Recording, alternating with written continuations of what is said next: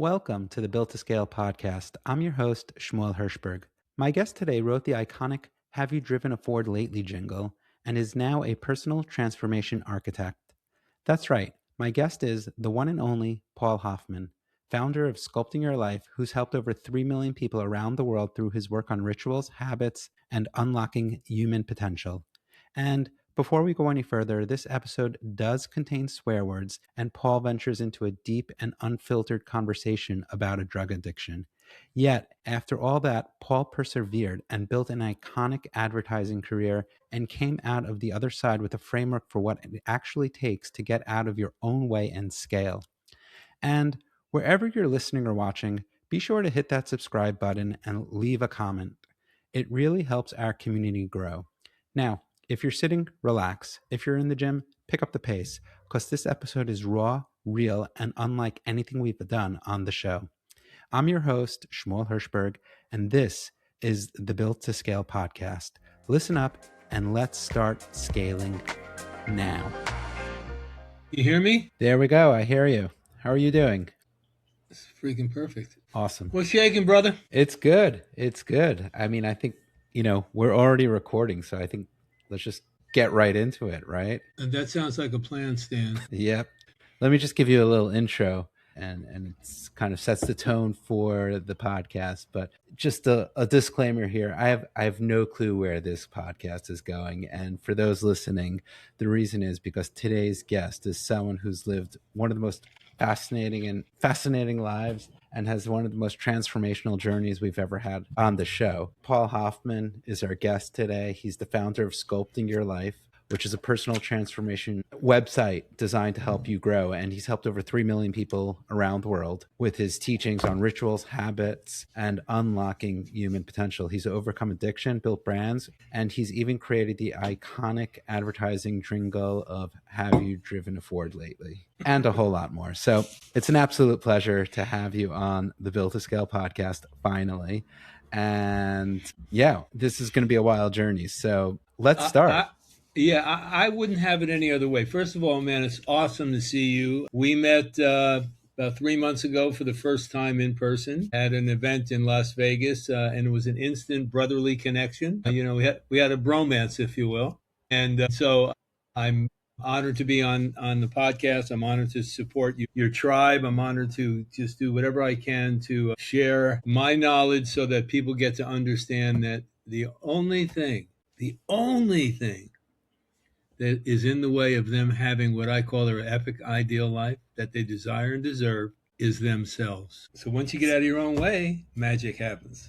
So let's unpack that. Where are we starting the journey today? Well, I mean, we can start it at, so here's how I look at things in life. See, my vision for what I do is to really get people to understand that they can have whatever they want in their life once they tune in to the frequency of who they are. Sculpting your life, the metaphors for sculpting your life is all about, so when the great artist Michelangelo saw this block of granite thousands of years ago, which was cracked and flawed, it just wasn't, quote, up to standards that the genius artists of the time would have used, but Michelangelo saw something. So he actually saw David. And so all he did was take everything in the way, out of the way, and there's David. So I use that metaphor for all the, I don't call it work, all the play that I do in life. I like to use the word play because life's about playing, right? Yeah. And so once you understand that you are the biggest obstacle to your life, because of all the patterns, all the thinking that you have, all the old tapes that are repeating themselves in your life. So once you break free from who you think you are and get into knowing who you truly are, then you'll begin to walk the path towards that epic ideal life that I just talked about. But Gotcha. A lot of people don't understand that because what they're all caught up in about is either people pleasing, or doing things that they think are going to get them to the next level of their life, when in fact what they need to do is they need to get rid of the, quote, identity of who they think they are and become truly who they know they are. Okay. Would you say this was more of an aha moment, or was it a process, a learning process of time for you to come to this realization? I would say it was a life and death moment. So, and I'll tell you why. Okay. So I was many years ago, as Shmuel said, I was in the jingle business in New York, music for advertising, very, very successful. And did write Have You Driven a Ford Lately, which is one of the more iconic jingles of the time. Ran for, I remember that as a kid, there you go, on bro. the commercials, watching TV. That was one of the favorites. Yeah, and I was very, very blessed and fortunate to have written that, and I made a lot of money, but I also acquired a very robust, which is one of my favorite words, cocaine addiction. So I've worked through a lot of things in my life. Alcohol and cocaine were one of the things that really brought me to my knees. More cocaine than alcohol. And so making all this money and I actually had an imposter syndrome. So I'm not I'm a self-taught musician, self-taught songwriter. I got a recording studio, in my place back there. But I was one of those kind of folks that, and still am, where I'll try anything. I'm Italian. I like to say I'm Italian. I throw things on the wall and see what sticks. That's So right. what happened for me was being in the jingle business in New York. I was somebody that hired some of the most iconic session players in New York City to play on my jingles. For instance, so you guys probably know, have seen the David Letterman show. Of course, it's not on anymore. But Yep. all those guys in the David Letterman band, Willie, Sid What? McGinnis, Yeah. Paul Paul Schaefer, Schaefer, right? Anton Fig, they all played on my jingles. If they were available, they would be my first call. I'd try to book them. And then the singers like Luther Vandross used to sing on my jingles. Michael Bolton used to sing on my jingles. All these really famous people, who did jingles during the day and the rest of their careers at night. But so I would sit there. I'd write these great jingles. Have You Driven a Ford Lately? One of them, and then I would be teaching Paul Schaefer the song. And Okay. I don't write music, I don't read music, I just go from feel, right? And so I'd be teaching Paul Schaefer the song, and I'd say to myself, he must really think I don't know what the hell I'm talking about because I don't talk music language. So I had this idea where that I felt I was an imposter. I felt I wasn't good enough. I wasn't schooled. I didn't have the knowledge. I didn't know music theory. Whatever excuse I told myself. And the thing about excuses, they're kind of interesting because a lot of people like to make excuses rather than take action. And so I always have this principle where I always say there's two forms to an excuse. People go, well, what does that mean? I go, well, here's what it means. Ready? There's the excuse you make for not doing something. And then there's the excuse you make for the excuse, which gives you permission to keep making excuses, right? So I always say, rather than make an excuse, take an action. See, nothing happens in life until you take an action. So getting past this imposter syndrome, kind of got me to the place where I realized that, you know what? There's no reason for me to be an imposter syndrome or have imposter syndrome because, half the people that I dealt with in the jingle business didn't read music, didn't write music either, and so forth. So I kind of got over that. But what happened for me is, as I said, it almost killed me, is that um, I had a $2,500 a week cocaine habit, which is quite a lot of money and quite a lot of cocaine. And I had that for about 10 years. And then what happened to me was on November 14th, 1988, I'll never forget that day, I 88. was, huh? You said 88? In 1988. So Okay. I was living in the West Village in New York. My phone had kind of stopped ringing because I was, my whole use of drugs and alcohol had really got people to be very cautious of me because I was basically, to be honest with you, everybody that's listening here, I was a liar. I was a cheat. I made up shit. I was just not a good human being back then. And so November 14th, 1988, I woke up like any morning I did, got up, and first thing I did was I went to the dealer. I had to get my cocaine. My wife and my mother-in-law were in town that day. I was married almost a year at that point to my second wife. And so I got up that day, went to the dealer, got some cocaine, stopped at the liquor store on the way back. I wasn't really working anymore because nobody wanted to work with me. The well had run dry, if you will. And I was experiencing blackouts. Okay. And so I had a blackout. I woke up from a blackout sitting in my living room, and I woke up and I looked across the living room, and there was a guy sitting at my dining room table that had no legs. Now, this was an hallucination.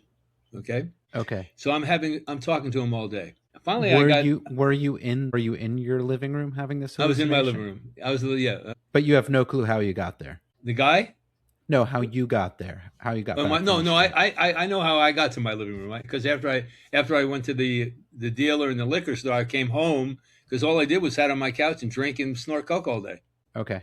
That was what I was doing back then. Because, as I said, nobody wanted to work with me because I was impossible to work with. I mean, I would sit in recording sessions towards the tail end. People were paying me $50,000 a day to write songs for them, and then they'd ask me to do something, like make a suggestion, and I turn around, excuse my language, and I tell them, man, that's a really stupid fucking idea. Excuse my language. We're going to have to use the explicit language button on this podcast episode. Okay, great. We're making an exception for you, Paul. I'll try to watch my language. Anyway, so what happened was, it's fine. It's fine. We've already crossed that red line, so we're good. Sir. Thank you, sir. So I ended up spending that whole afternoon talking to this guy that had no legs. So finally, it's about 4:30. I say, hey man, I got to get you out of here because my wife and mother-in-law are coming back. He said, well, I have no legs. How am I going to get out of here? I said, well, that's a good point. So I am a very, very creative human being. So here's what I did.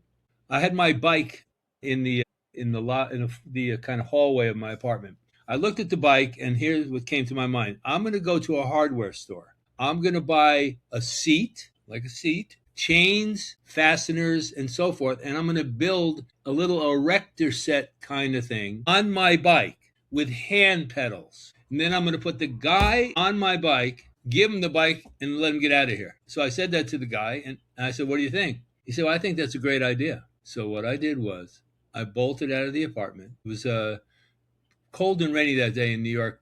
I was living in the West Village. I was dressed in shorts and T-shirt. Yeah. And I ran, I don't know how many blocks, but I found a hardware store. I don't know how I found a hardware store because I didn't even know what I was doing. And you said it's November, so it's already getting cold before Thanksgiving. Right, raining. I buy all these chains and fasteners and erector set kind of stuff. Get home, I'm pretty organized. Lay it all out on the living room floor, getting ready to build it, and I realized I didn't have any tools. So I did the next best thing I knew. So I ransacked the apartment, emptied every drawer on the floor, finally found some tools, and I started to build this thing. And my wife and mother-in-law walked in and said, what are you doing? I said, well, I'm trying to get this guy out of the house. They said, what guy? I said, that guy. Of course, they couldn't see him. Only I could see him because it was an hallucination. Yep. And then what happened was they called a friend of mine because they got very obviously scared. They called a friend of mine, took me to the hospital, St. Vincent's Hospital, which is on 14th Street and 7th Avenue, under the guise that they were going to come back and get the guy out of my apartment. So I'm in the emergency room. They're talking to me. I'm hyperventilating. I'm probably going to get a seizure. I'm sweating profusely. They say to me, can we take your blood pressure? I said, if that's going to get the guy out of the house, you can take my blood pressure. Because I still think I'm going to get the guy out of the house. So they take my blood pressure, and it was obviously in a very, very dangerous level. And the next thing they did, and I was very belligerent at that point, because I was telling them there's nothing wrong with me. The next thing they did was they put me in a straitjacket and took me to the 14th floor psych ward of the hospital. And that was the last time I've ever done cocaine. But I remember how when I put my head on the pillow that night, the two words that I said was, thank God that I don't have to do this anymore. And then from there, man, from November 14th, 1988, I've just reinvented myself, and I've created a bunch of new things in my life. But that was my aha moment. And that was the moment I realized that, you know what, man, Paul, you are the biggest obstacle to your life. You're your greatest enemy, Paul, okay? Because the things you do that are certainly not in line with who you truly are. So you're doing things, cocaine and alcohol and just behavior that really was the kind of behavior that I shouldn't even be alive today talking to you. Mm-hmm. So I reinvented myself. I took another year off. I'd like to say I took a year off. Nobody wanted to work with me. And then I moved to California, and I didn't know what I was going to do. And finally, I went back in the jingle business, and then I ended up reinventing myself again. Made a shitload of more money, but didn't abuse myself anymore because I was in a much more different mind state. And then I ended up meeting, now I'm getting into what I do now. So I met a guy named Harv Eker. I don't know if anybody knows who he is. He had a company called Peak Potentials many years ago. He's Okay. still around. He's like a Tony Robbins kind of guy. Do you know who he is? I've never heard of him. Okay. So he invited me to come to he had a course called the Millionaire Mind Intensive. So Harv used to teach people how to change their money blueprint. Because basically, how you think is how you'll be. You are everything that happens in your life is a direct result of some thought you have, some belief you have, some behavior you do, some action you take. You are in total control of your life. And I think one of the problems that most people have, and I try to help them with these kinds of things, is people taking responsibility and holding themselves accountable. Because it's very easy to blame somebody else for your issues. Okay, that's the easy way out. So I went to this event. I sat there. It's a 3-day event, 5,000 people jumping up and down, and Harv's teaching you how to change your money blueprint. And during the course of the event, he would say, turn to your neighbor, give him a high five, and say, I've got a millionaire mind. Okay. So after the event, he comes up to me and says, what'd you think? I said, Harv, you're a great teacher. Your music sucks. He said, what do you mean my music sucks? I said, well, Harv, you seem to play every cliched money song out there. Money, money, money, Pink Floyd's Money. I was Pink Floyd's tour manager when I was 23 years old. We can get into that if you want. And all these other money songs. And I said, why don't you have your own song? Because I come from the music marketing background, right? Jingles, bro. He said, yeah, well, how would I do that? I said, I'll write it for you. So I wrote him a song called I've Got a Millionaire Mind. I'll send it to you, man. I'm going to make a note to myself. Okay, we'll put that in the show notes. Yeah, I'm going to send you a song. I send you the song. So I wrote the song, and then I went back a month later to another Millionaire Mind Intensive, and I sang it live, right? Sang it live right there. 5,000 people jumping up and down, giving themselves high fives, singing the song. Very, very, very catchy. He comes up to me after and says, can you write songs for all my courses? I said, well, Harv, if the deal's right, I can do anything. That's my only negotiating tactic, bro. That's it. And so we made a deal. I've written 16 songs for him. And then Jack Canfield called me. Mark Victor Hansen called me. Lisa Nichols, Brendan Burchard. All these people in the personal development world called me, and I've written songs for them. So I have a company called Success Songs. That's my first foray into this world of, quote, transformation. Because, I call myself a personal transformation architect. Mm-hmm. And so I ended up creating this company called Success Songs, my low ticket item. And then, and I woke up one day and I said, you know what, man, I want to start speaking on stages. So I called Harv up. I said, Harv, I want to start speaking on your stages. He said, well, what are you going to speak about? Well, I'm going to speak about habit, mind state. It's what I don't use the word mindset to describe how you think, because your state of mind sets your mind. Yeah. So I kind of reverse the thing. So your mind state creates everything. So I ended up starting to speak on Harv stages, did very, very well. And all these other people started to call me. And then I created Sculpting Your Life. And Sculpting Your Life, again, as I said, is all about, David looking at this block of granite and then taking everything that's in the way out of the way. And there's David. Yeah. And so that's how Sculpting Your Life came about. And that's the truth about everything that happens in your life. So when I wake up in the morning, I understand who I am, and I understand what makes me tick, if you will. And if I don't set myself up every day by a very strategic morning ritual, and if you don't have a morning ritual, everybody, reach out to me and I'll teach you how to have one, because the morning ritual is really important, because you got to set up your day. Because most people, when they get up in the morning, bro, and you know this, they take this thing here. You see this thing here? Yep. And they start scrolling. This is a phone. Okay? Well, I'll ask you a question. I had a teacher back in the day who told me, he said, it's not how you start your day, it's how you go to bed the night before. If you want to wake up in the morning like a lion, right, you got to go to bed the night before like a lion. What do you think about that?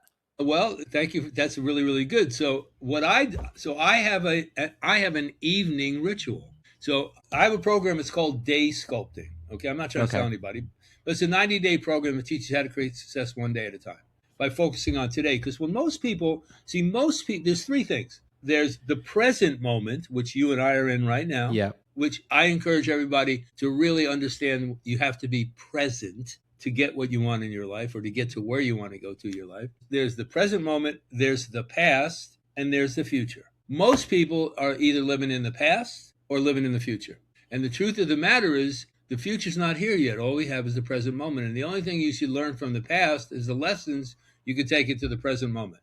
So my thing at night is, so in my day sculpting program, most people review their day, as you just said. Most people review their day, and I would say a good majority of those people focus on what they didn't do. So now they're in a negative state of mind. They're beating themselves up. I didn't do this. I didn't do that. I could have, whatever it is. I always tell people, stop doing that, because you want to go to bed, as you mentioned, in a high vibration. Okay. So your mind is working in a high vibration in your sleep state. So I talk about when you review your day, you should review it and look at it as, what are the highlights of your day? What were your highlights today? So when I review my day tonight, bro, this is one of my highlights. Being on this pod, I'm serious. This is one of my highlights. Okay, so then I look at what were my insights. So my insights are those things I could have done better. So my insights are things I want to make into highlights. So I'm in a creative mode. I'm in an encouraging and empowering and inspiring frame of mind, frequencies, if you will. This is at night before you're going to bed. That's what I do right before I go to bed. And how do you get the mind to stop working to get into that sleep state? I don't look at this. Okay. I turn all my screens off. Okay. And I get into I don't call it meditation. I get into a tuning in state. So what I do is I just allow myself to be quiet, and I just think about, okay, what happened today? And I give myself time to let my mind wander and search, because your mind is always working. I always find that when I do that, I'm able to stop trying to make something happen, but allowing myself to just be present. And so then I do my highlights and insights, as I just said. And then the last thing I do at night, okay, which is I think something that would be a great thing for most people.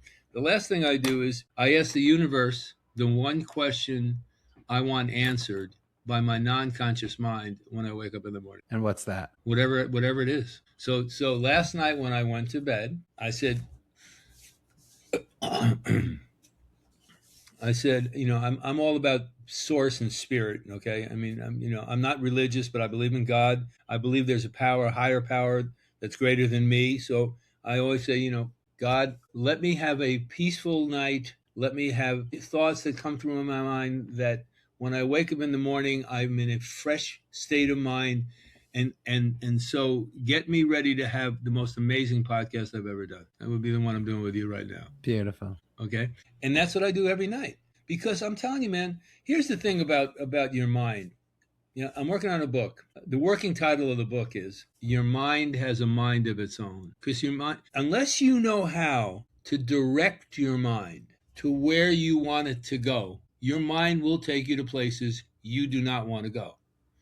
Okay? I'm pretty sure of that. Okay? Now, the thing about understanding that everything in your life is created by you, which is true, then you take responsibility and hold yourself accountable for all that stuff. And once you do that, then you are in a more of a open framework of understanding why you do what you do. So I have a framework. It's called tuning in. So I have a brain technology, as you know, and it's a binaural beat technology. And what it does is it'll reset, rewire, and recode your supermind. Right. Okay. So you step into your superpower. What is it? It's a supplement. It's an audio program. So audio. Yeah. Do you know Mindvalley? You know Mindvalley.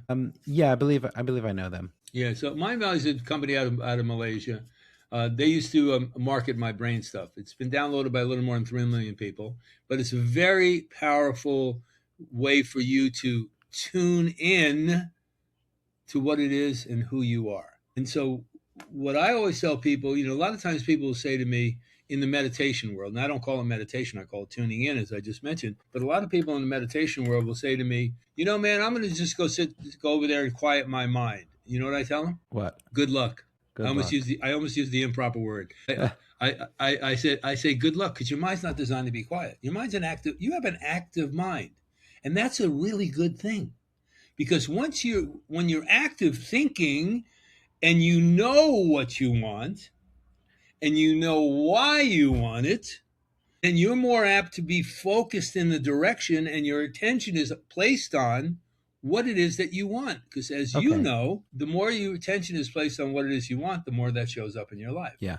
Yeah. I want to talk a little bit about marketing and scaling and Okay. and obviously the right mindset for it for scaling and doing business the right way and building companies and stuff. So in terms of like when you're coaching people, when you're consulting people, do you see based on someone's personality, based on their psyche, okay, this guy has it, this person has, is in the right mindset and he's going to be able to scale? Or is it luck? Is it your mindset? Is it a little bit of both? I like that. I like the way you put that, bro. There's luck involved, okay? But it's Yeah. just, it's not all luck. Your mind state, okay? Your state of mind is everything.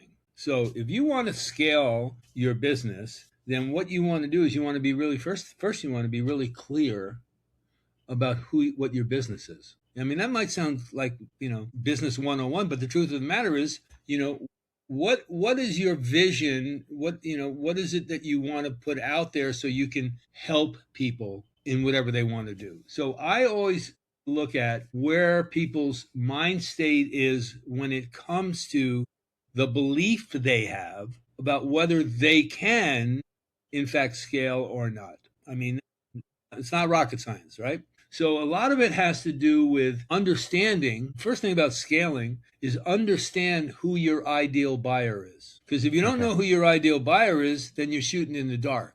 So once you understand who your ideal buyer is, then you can start to create products, services, whatever it is that you do that's aligned with what your ideal buyer would like to have. Now, the thing about ideal buyers, and the thing about who the people that buy your product is it's not about you giving them mark. I kind of flip it a little bit. So I'm not selling the solution in a product. I'm not selling Okay. that. What I'm selling is the solution to you understanding what it is that you want to do. Okay. It's a Let's unpack little that a bit of it, bit. huh? Yeah, Let's unpack that a bit. right. So it's a little bit of a different philosophy, because if you're not if you're caught up in a belief system that is holding you back because maybe you don't believe you can do what you want, maybe you don't think that you have the right people, whatever frequency, whatever I call them mind traps, whatever mind trap you're listening to, it's going to hold you back unless you know how to silence it. So rather than think about that you're the solution, because listen, man, you and I know marketing upside down. What's your pain point? I don't look at pain points. That's not to me, and I'm not saying that's good, bad, or indifferent. I'm not criticizing anybody. I don't look at pain points. I look at where you are. Where are Okay. you right now in your life? Yeah. Why aren't you living your epic ideal life? What is happening that's holding you back? Let's talk about that first when I work Gotcha. with people. And how long does it What take to understand what that answer is? Because that's not like a what do you want for lunch today? That's not, what should I put on today? No, it's a much This is deep. It's a a deeper process, exactly. bro. But Exactly. So listen, man. I've been on the planet a little longer than you. Okay, I am a young guy. I've been on the planet a little longer than you. I got a lot of shit going on in my head. I got a lot of stuff in my cell, my every cell and fiber of my body that's yep. been here for many years. That's still here. My unconscious mind, my subconscious mind, which actually drives everything, has got a lot of stuff in it. So For rather than sure. think about, oh, I'm going to change how I think, the only way you can change how you think is when you change what's in your subconscious mind, because your subconscious mind drives everything. Okay. So the process, how long is the process? Well, I would say depending on the willingness of who I'm working with, because it's not ego. See, we got to drop me. Listen, man, I'm guilty of this. I was doing something with somebody yesterday, and I found myself in my ego. Okay, no, I'm right. There's no right or wrong. It really so. I find that when I work with people, as I say, the first thing I do is I do this process. Depending on whether they're willing and open and committed to change their current mind state, however long that takes, it could take an hour, it could take a week. But rather Hmm. than jump in and go, hey man, I think your product would be good for this or wow. It's not about that. It's because people, you know this, people aren't buying products. People buy from emotions. People buy from trust. And Yeah. if they don't trust you, They like how it makes them feel. They trust it. they like who you are. You know, because I don't know about you, bro, but I don't know, man, I don't know how many freaking emails. I got 300,000 emails in my inbox, okay? And I hate to say that, but I don't read them all, okay? I read Yep. yours, I'm in the same boat. I'm in the same yeah, boat as you. but the truth of the matter is, it's like, you know, who do you trust out here? You know, because listen, I have a binaural beat technology. Okay, there's an example. Now, the way I do binaural beats are different than anybody else does it because I take a binaural beat, which is a frequency, you know, and I add a heartbeat and a breathing pattern to it. I call it multivariate resonant technology. So that's where I'm different than most people that are out there doing it.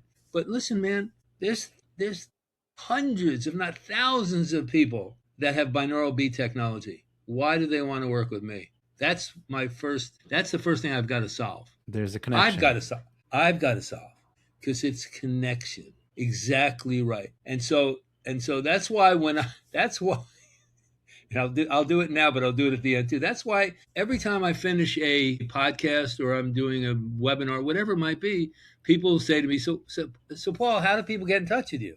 And I'll say, well, here's how they get in touch with me. My personal email is paulhoffman24@gmail.com. And my cell phone is 323-810-588.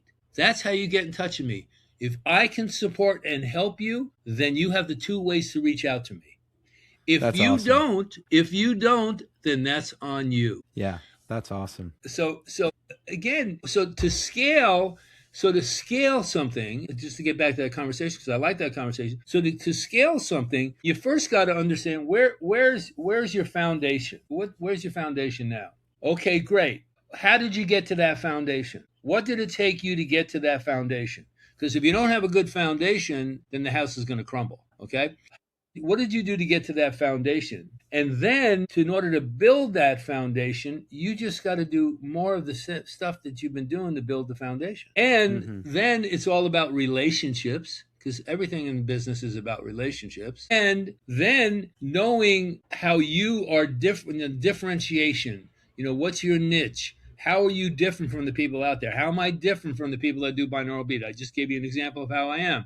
How am I different from the thousands of people out there that quote coach and train people? See, I don't call myself a coach. I don't call myself a trainer. I don't call myself a teacher. And I'll tell you why. It's not because I'm better than anybody else. It's because, you know what? Those terms are way overused. So you're looking for something unique. Yeah. So I'm a personal transformation architect. Okay. And people go, what the hell is that? Right? Well, here's what that is. It's definitely a mouthful. Yeah, it is, right. So what that is that I help you understand where you are right now in your life and give you a path to get to where you want to go. And that path is the transformation from you becoming who you think you are to who you know you. Yeah. Yeah. Let's talk about rituals for a second. Like, because you were talking about how your morning ritual is super important. I know you're out on the beach every morning, filming and giving motivational talks every morning. It's on Facebook and it's great. But do you change your ritual ever? Do you switch it up, or do you say, you know, this is working for me, I'm going to keep it, or I've what? been doing the same thing for 20 years. I posted something today on Facebook. I mean, again, like you said, I do a video every morning. I do a video every morning. I post a bunch of stuff on Facebook. I do carousels. My VA does carousels for me. And then I do a video every night, most nights, depending on how windy it is out there. I call it Sunsets with Paul. And I just go out there and I talk about the sun, you know, and I hold the camera. I go, well, good evening. There she is, pointing to the sun. Good evening. Isn't she magnificent? Just like you are. See, the sun rises every day and sets every night, just like you do. And I just make some reference and stuff to how you and the sun are one, if you will, right? Yeah. But today, I'll tell you what my ritual is, but so when I wake up in the morning, the first thing I do, this thing is never near me, by the way. You see this thing here? That's an addiction. That thing is not anywhere near me when I wake up. The first thing I do when I wake up is I pray, okay? I have a very specific prayer I do about creating an awesome day. Please, dear God, help me get out of my own way, blah, blah, blah, blah, blah. Next thing I do is a gratitude exercise. I'm grateful for 3 people. Three people come through my mind, and I'm just very grateful because I want to get into the frequency of gratitude. The next thing I do is I drink a nice glass of water because you need to hydrate, because when you sleep, you're dehydrating. Then the next thing I do, I get up. So those 3 things I do, I'm still in bed. I get up and I find my cat, Miss Bliss. She might walk around here at some point. I find my cat. I used to have 3 cats and 2 dogs. Now I have 1 cat. The reason I find Miss Bliss and play with Miss Bliss for 10 minutes, we kind of do, is because Miss Bliss gets me out of my head and into my heart and gets me into a frequency of unconditional love. So now I'm in that frequency, because everything is frequency, okay? So after I do that, I listen to my 15-minute Good Morning, Great Day brain technology. It's called Sculptations. Everything's about sculpting. Okay. My binaural beat technology, 15 minutes, and it's me talking to me to have a great day. Then the next thing I do is I read 3 books. 365 Days to Think and Grow Rich, whatever day it is. Today I read April 23rd. 7 Habits of Highly Effective People. I read today, April 23rd. And a book called The Art of Living by a guy named Epictetus, who was around the day of Aristotle and Plato. And I just flip it, and wherever it lands, I read it. And then the last book I read is a book called Quiet Talks with the Master by Okay. Eva Bell Weber. And I just open it up, and wherever I find, whatever it lands up, I'll read it. It's a little more spiritual book, right? I want to get real here. How often? What's your batting average here with this morning ritual of yours? Are you batting 1,000? Every day, 7 days a week, every day? No excuses. Every day. There is no excuse. Okay. Actually, the reason I do the ritual is so I don't make excuses. Powerful I've been doing this ritual, bro, for 20 years. I've read this April 23rd in Think and Grow Rich, that page, 20 times. I read it every year. April 23rd, I read that day. January 1st, I read that day, right? And today, and sometimes I'll post them on Facebook, today in Think and Grow Rich was an amazing thing, and I posted it. So here's what it said today in Think and Grow Rich. You can't talk your way out of problems you behave yourself into. That shit's all about what I do, because your beliefs create behaviors, and your behaviors drive you. And so once you learn how to change your beliefs about what's possible, who you are, what is getting in your way, all the belief stuff, right, which is important, then you understand that your beliefs, if they're not aligned with who you want to be, your beliefs will create behaviors that will take you to places you don't want to go to. Okay. And then after I do that and read the 3 books, right, I'm almost done. I spend the first hour of my day on me. First hour. No less. Sometimes a little more. Then what I'll do is I'll write. So I write this thing called Good Morning, Great Day, man. I've got about 1,500 of them, right? I'm trying to get a book deal for them. I actually have a book deal. I'm not going to take it. Might even do self-publishing, but it's a 365-day book, right? And it's a program I'm creating, teaching people how to create a morning ritual. Because I believe, man, how you start your day determines the kind of day you're going to have. Yeah. It's Is not there rocket anything science. that's like universal that, obviously not everyone lives near the beach, so go down the water, go down to the sand and do a video on the water, and everyone, people are obviously living different lives, but is there anything that's universal that you think, or people that you speak to, that I don't care if you're selling this or that or the other, you have to do this to, get on the saddle and start sculpting your day? Having a morning ritual. I mean, you don't got to do what I do, man. I spend the first hour. I mean, like tactics, like is we could say drinking a cup of water. Everyone has to do. That's hydration. Okay, fine. But I don't know, reading. Yeah. So here's what I believe. So there's 4 pillars. There's your well-being. There's your spiritual pillar. Okay. Or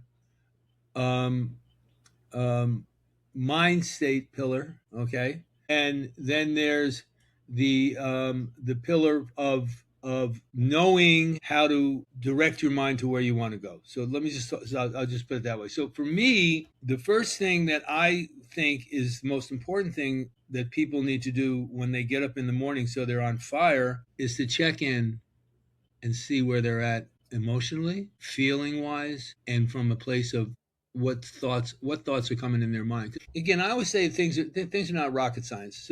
So one of two things happen when you wake up in the morning. At least in my opinion. Again, my opinion, just my opinion. One of two things happen when you wake up in the morning. Number one, oh my God, I can't wait to start this day. Oh my God, I can't wait to start this, whatever that is, right?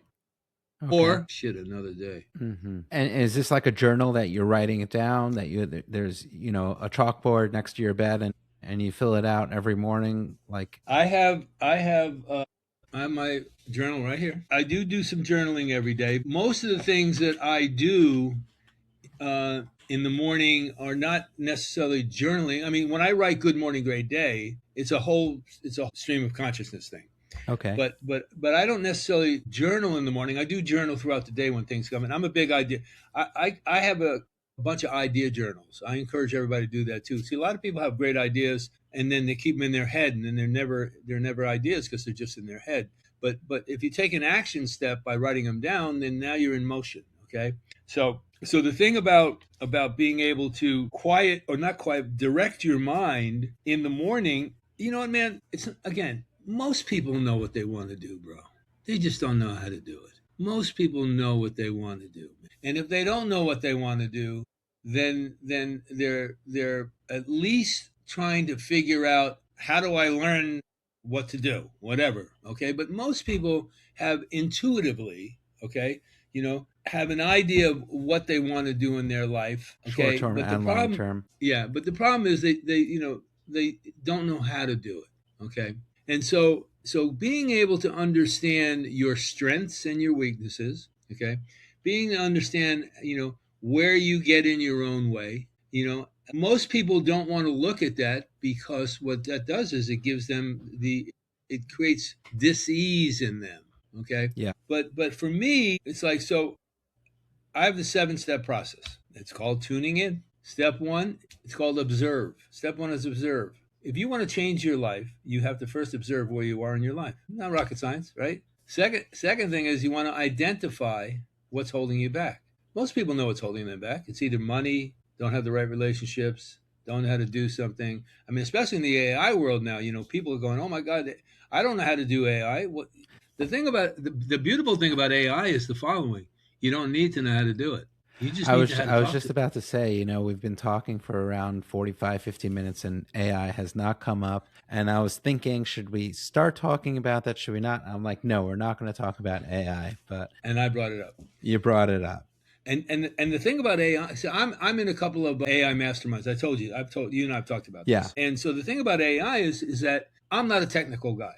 Okay, I got a recording studio in the back. It's got thousands of wires in it. I didn't plug one of them in. Somebody else did that for me. I'm a creative guy. So when AI came around, and I realized that, oh my God, I'm not a technical guy. Oh my God, I got to learn. You don't got to learn anything. You got to learn how to talk to AI, because AI is just a conversation. Mm-hmm. That's all it is. It's a skill. So if I want to create a website, okay, I might talk to Claude, I might talk to Manus, I might talk to Perplexity Computer, okay, or I might talk to Lovable, and I go, you know what? I have this idea for a website. It's called X. Here's what I want this website to do. And I use WhisperFlow. Do you use WhisperFlow? I've heard about it. I've heard very good things about it. Yeah, I don't type anymore. I do with ChatGPT. I find their recording and my voice comes out. It picks it up. Yeah. So I'll just. Yeah. The best thing is I just say, good morning. I'm going to just do a brain dump here. And I just spew. Uh-huh. And then I just tell it to kind of like organize my thoughts. So it picks it up, it transcribes it. But yeah. You use WhisperFlow? I use WhisperFlow because it's just press a button and just start talking. And then I'll tell it what I want it to do. And Amazing. then it does it. And then it does it, man. So if you go into life, so if you want to build a website, get this program called Lovable. It's like $20 a month. or you could build it in Claude Cowork or Claude Code, or you could build it in Perplexity Computer, whatever tool you want. The problem with AI, in my opinion, is there's so many tools out there. People don't know what should I use. Pick one, and use it. Mm-hmm. And then if you need to use another one, use another one. But Yep. I use 3 tools, bro: Manus, Perplexity Computer, and Claude. I don't use Okay. ChatGPT anymore.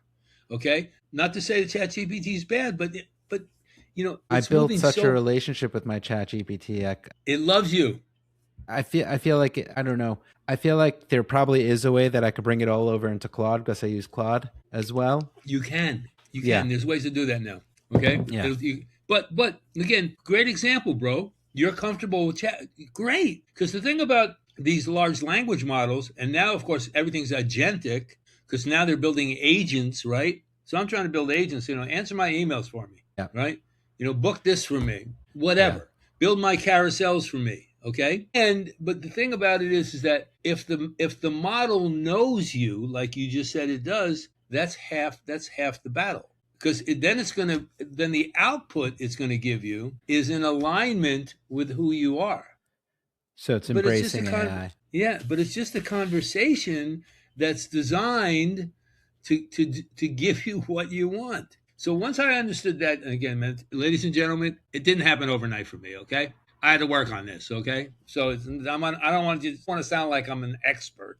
Okay, but all I can tell you is, man, wow, look what it just built for me. Oh, yeah, but I don't like that color over there. Hey, can you change the color on that? Oh my And God, it then just changed that color. yeah.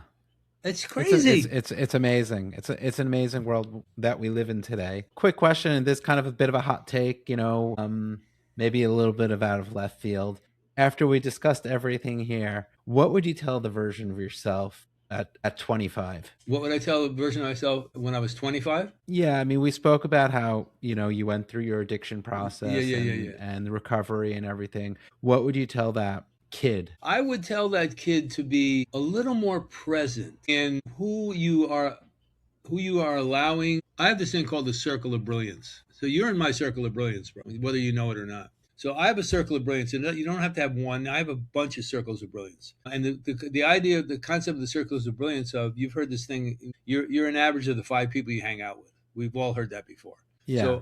So I have a circle of brilliance in a lot of different areas of my life, spiritually, in business, in AI, in health and fitness, and so forth and so on. But I have different people in each one of them that I can call on. So I would tell myself when I was 25 to be a little more serious about what I want to do in my life.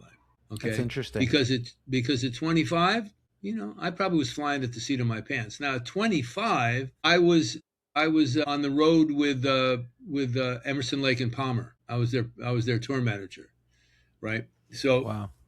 I mean, I don't know, man. I've had a crazy freaking life. I mean, I went to college in a basketball scholarship, quit school, got a gig as a roadie in a rock band, became a tour manager. I mean, it's like whatever. But everything that's happened in my life has gotten me to this point of April 23rd at 12:01 Pacific time, talking to my bro here. Everything has gotten me to this point. Now I can remember I come off the stage sometimes and I tell my whole story about the guy with no legs and the cocaine and all this crazy stuff. And people come up to me and go, "Oh my God, don't you regret any of that?" And I'd say, listen, everything I've done has gotten to me to this point. Do I regret anything? No. Would I have liked to have done it different? Absolutely. But I can't.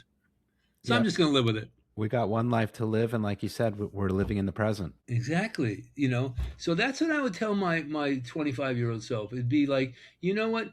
Be a little more committed and a little more present to really what it is that you want to do. Because if I was a little more serious back when I was 25, probably, and of course I wasn't, things would have been different for me now. But they're not. So Yeah. again, I would encourage everybody that be very, very mindful and aware of all the choices that you make. Yeah, and this is going to help everyone in every facet, in every facet of their lives, not just business, personal, Yeah, relationships, religion, whatever it is, it's going to help them. Yeah, that's right. awesome. And then getting back to the whole scaling thing, just to close that loop. So if you're building a business and want to scale it, then again, as I said, so scaling a business is like building a skyscraper, right? Many facets to it. Many facets, many floors, many doors to open, many doors to close, many turns to take. Okay. That's what scaling's about. You just got to be very, very aware and committed and determined to what is you want to build. Now, having said that, business is trial and error, man. You got to Yeah. try things. You got Yeah. to throw things out there and see what sticks, and you got to be able to shift on a dime. That's exactly what I was going to say. You know, when you're building a skyscraper, you have the plans, but something's always going to go wrong. You're going to have to make a last minute decision. Something's not going to fit. What do you do? And it's in those situations that will make or break it. You give up and you throw Exactly. everything out, or you just say, this is the situation. This is where we're at. Let's make the most of it and let's keep Right. scaling. Yeah, that's Right. awesome. Awesome. So Yeah. where can listeners connect with you? I know this is kind of like a loaded question because you already gave out your email and your cell phone number, but I'll add on also just not just about you, but also about Sculpting Your Life. Where can listeners learn more? Go to sculptingyourlife.com. It'll have all my information on it. And again, as I said earlier, paulhoffman24 gmail.com. That's my email. Send me an email if you want. If you want to talk about anything, if you need any help, I'm here to serve your community. My goal and vision in life, or I should say, my chief aim. I don't call them goals. My chief aim is to really help people get to that next level in their life, whatever that might look like. Or you can call me at 323 810 5588. That's a US number. You can reach me on WhatsApp. Whatever Yeah. it freaking takes. I feel like we should have a jingle for that number, You do? right? Okay. Like, what'd you say? 323? 323-810-5588. 323-810-5588. Love it. 323-810-5588. That's a good one. Okay, thank you. That's Now, awesome, Paul. Paul, this was powerful. It was raw. It was real. But it was amazing. So thank you so much for joining me on the Built to Scale podcast. well, thank you for having me, my man. And you are nothing short of phenomenal. And anybody that's on this podcast, you follow this guy because he is a genius. Thank you so much. Thanks for listening to the Built to Scale podcast. If you enjoyed this episode, make sure to subscribe to the podcast so you never miss a conversation about what it really takes to build and scale in today's market. For more information about Built to Scale and how we help companies grow, visit builttoscale.co. If you have suggestions for future guests or topics, send us a note at podcast@builttoscale.co. We'd love to hear from you. Until next time, this is your host, Shmuel Hirschberg. And remember to keep building, keep testing, and keep scaling.